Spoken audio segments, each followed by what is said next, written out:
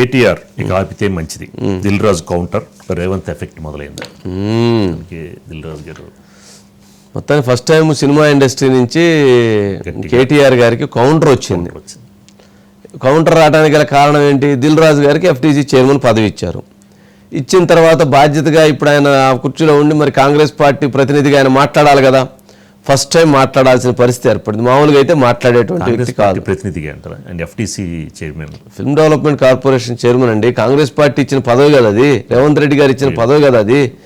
Party affiliation లేకపోవచ్చు, రేవంత్ రెడ్డి గారి పదవి ఇచ్చారు. కాంగ్రెస్ పార్టీ ముఖ్యమంత్రి, ఆయన ప్రభుత్వానికి ముఖ్యమంత్రి కాంగ్రెస్ పార్టీ కదా.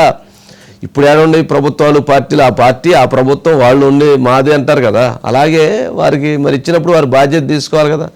అందుకని మొన్న ఎవరు ఆయన గుర్తించట్లేదు, ఇగో దాంట్లో డబ్బులు తీసుకున్నాడు, దీంట్లో డబ్బులు తీసుకున్నారు, ఏది బన్నీ ఇష్యూలో సెటిల్మెంట్ అయింది అది ఏదో కేటీఆర్ గారు ఏదో మాట్లాడారు. ఉందా బయట ఉందా? ఆ మాట్లాడిన దానికి దీనికి వారు రెస్పాండ్ అయినట్టున్నారు. మరి బాధ్యత కదా, మాట్లాడకుండా ఉండటానికి కుదరదు కదా. కేటీఆర్ గారు ఈ వివాదం రాజుకొని పెద్ద అవుతా ఉంటే బాగుండని అనుకున్నట్టున్నారు. అదేమన్నా సర్ప్రైజ్ అయ్యేటప్పటికే ఆయన దిల్ గారు ఇలా మాట్లాడిన దాని మీద కూడా ఆయన మాట్లాడుతూ కూడా సంక్రాంతి సినిమాలు ఉన్నాయి కదా, ఆయన భయం అయింది, అదే దిల్ రాజు అలా మాట్లాడారని కూడా. అదే వాళ్ళు మామూలుగా ఉండదు వ్యవహారం. ఒకసారి ఆ బైట్స్ ఏమైనా ఉంటే ప్లే చేయండి, లేదంటే బైట్స్ వస్తున్నాయి సార్ ఇంకా. ఓకే, ఓం గారు వచ్చారా? ఎస్, బైట్స్ వచ్చినాయి సార్, ప్లే చేయండి. బైట్స్ ప్లే చేయండి.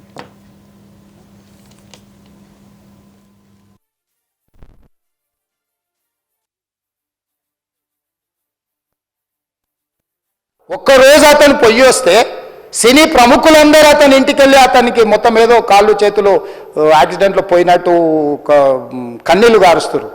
ఈ సినీ ప్రముఖులు ఒక్కరైనా హాస్పిటల్ పోయినరా అధ్యక్ష? నేను సూటిగా తమ ద్వారా సినీ ప్రముఖులను నేను అడుగుతున్నా అధ్యక్ష. తల్లి చనిపోయి 9 సంవత్సరాల పిల్లగాడు బ్రెయిన్ డెడ్ అయ్యి ఆక్సిజన్ అందక 20 రోజుల నుంచి హాస్పిటల్లో కోమాలో ఉంటే ఈ సినీ ప్రముఖులు ఒక్క రోజు కోసం పోలీస్ స్టేషన్ పోయిన ఇంటికాడ క్యూ కట్టి ప్రభుత్వాన్ని తిడుతున్నారు, నన్ను తిడుతున్నారు, అతన్ని పరామర్శిస్తున్నారు. ఏమైంది అధ్యక్ష? అతను కాలు పోయిందా, కన్ను పోయిందా, చేయి పోయిందా, ఏమైనా కిడ్నీలు దెబ్బతిన్నా, ఏమైంది?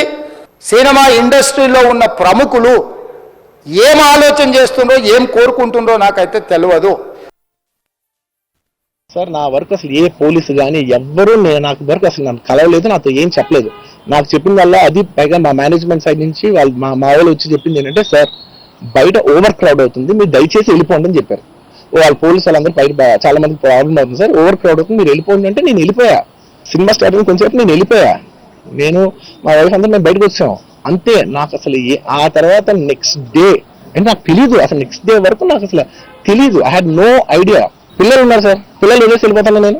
నాకు నా పిల్లలు అంటే ఎంత ఇష్టం తెలుసు, ఎవరైనా ఉంటారు కదా తీసుకుని వెళ్ళిపోతారు కదా. నాకు తెలియని కూడా తెలియదు. సరే పిల్లలు వాళ్ళు చూసుకుంటారు, మనం వెళ్ళిపోతే క్రౌడ్ క్లియర్ అయిపోతే ప్రాబ్లమ్ సాల్వ్ అయిపోతే నేను వదిలేసి వెళ్ళిపోయా. ఓం గారు ఉన్నారు సార్. ఓం గారు ఏంటి మొత్తానికి దిల్ రాజు గారు రియాక్ట్ అయ్యారు. తప్పని పరిస్థితుల్లో తప్పక పాపం అతి కష్టం మీద రియాక్ట్ అయినట్లున్నారు. పాపం ఏం చేస్తారు వారు? ఇప్పుడు ఎఫ్టీసీ చైర్మన్, మరి సినిమాలు వారియే ఉన్నాయి, మరి రియాక్ట్ అవ్వరు. మామూలుగా అయితే వాళ్ళిద్దరు కూడా మంచి క్లోజ్ గానే ఉంటారు అనుకుంటా, కేటీఆర్ గారు దిల్ రాజు గారు. అందుకని అవును సార్, అంటే ఏ కోటి చిలక ఆ పాట పాడుతుంది అన్నట్టుగా ఇవాళ దిల్ రాజు గారు ఎఫ్డీసీ చైర్మన్ గా ఉన్న తర్వాత ఆ సీట్ లో ఉన్నప్పుడు ఖచ్చితంగా రేవంత్ రెడ్డి గారి పాటే పాడాలండి. ఆయన తప్పదు. ఎందుకంటే రేవంత్ రెడ్డి గారు మొన్న మీటింగ్ లో కూడా ఒక పిన్ పాయింట్ ఒక మాట చెప్పారండి. నన్ను పలానా వాళ్ళు నా పేరు చెప్పలేదు కాబట్టి నేను ఇదంతా చేశానని విమర్శిస్తే సినిమా రంగం వాళ్ళు ఎందుకు ఖండించలేదు అంటే, నా మీద ఎవరైనా ఒక రాయి వేసినప్పుడు మీరు కాదు అని అడ్డు నిలబడాలి కదా అన్నది ఆయన ఇంటెన్షన్ అండి.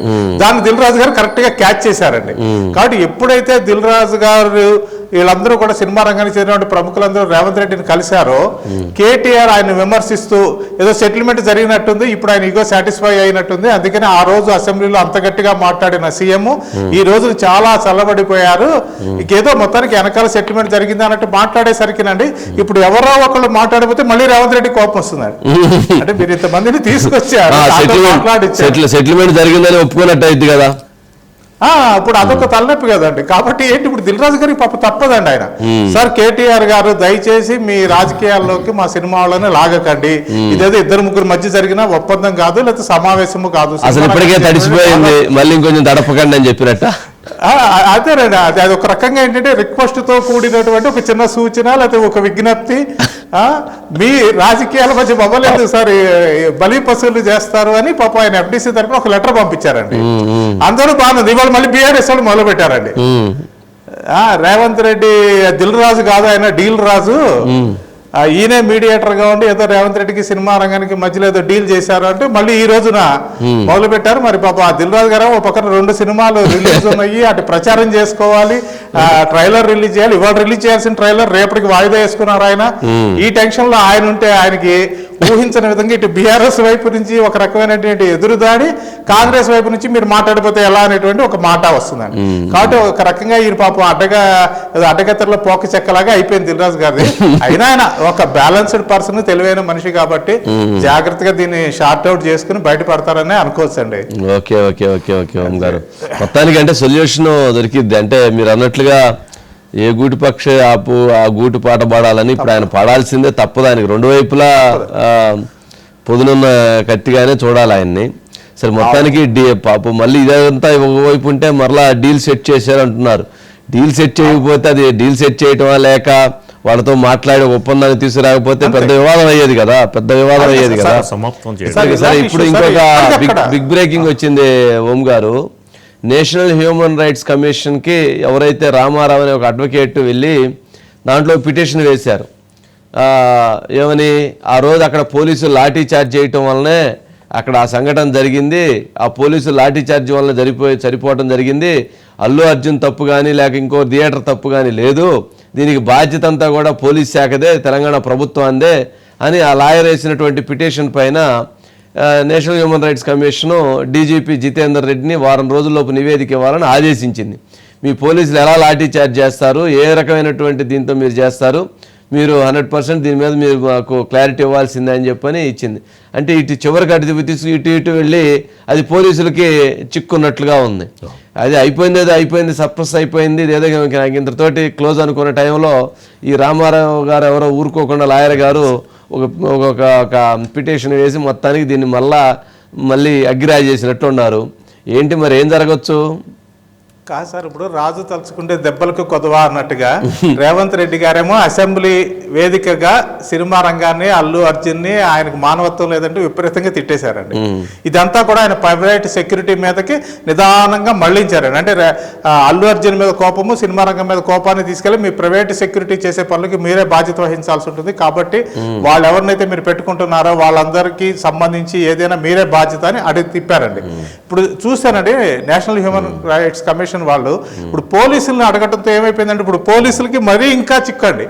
ఇప్పుడు మొన్నటిదాకానేమో వాళ్ళు మేము అల్లు అర్జున్కి చెప్పామని ఒకళ్ళు, చెప్పలేదని ఒకళ్ళు, లేదు ఇదిగోండి ఆధారాలు అని చెప్పి కొన్ని వీడియోలు ప్రదర్శించిన నేపథ్యంలో అసలు ఈ గొడవంతా కూడా ఆయన లోపల హ్యాపీగా సినిమా చూస్తున్నారు, బయట మీరు పోలీసు లాఠీ చార్జీ చేయటం వల్లే జరిగింది, దానివల్ల తొక్కిసలాట జరిగింది, ఆ తొక్కిసలాట వల్ల మహిళ చనిపోయింది అనేది అంటే మళ్ళీ కేసును తిరగదోవడం అండి. కాబట్టి చేశారు కదండి ఓం గారు, అంటే ఎవరు మనం గమనించలేదు, లాఠీ చార్జ్ చేశారు పోలీసులు.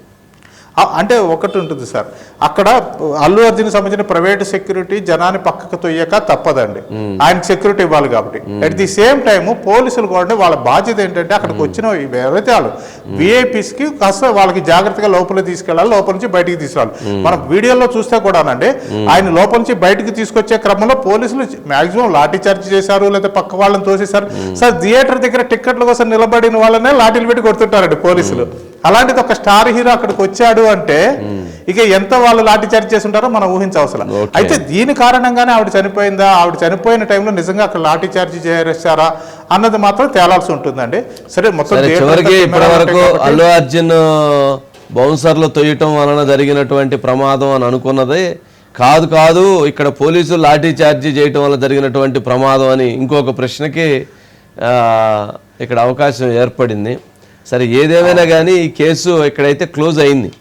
ఎందుకు క్లోజ్ అయిందంటే ప్రభుత్వం ఈ విషయంలో సీరియస్నెస్ తగ్గించింది. అలాగే అల్లు అర్జున్ కూడా చాలా సౌమ్యంగా ఈ విషయాన్ని చాలా స్మూత్గా తీసుకెళ్లే ప్రయత్నం చేస్తున్నారు.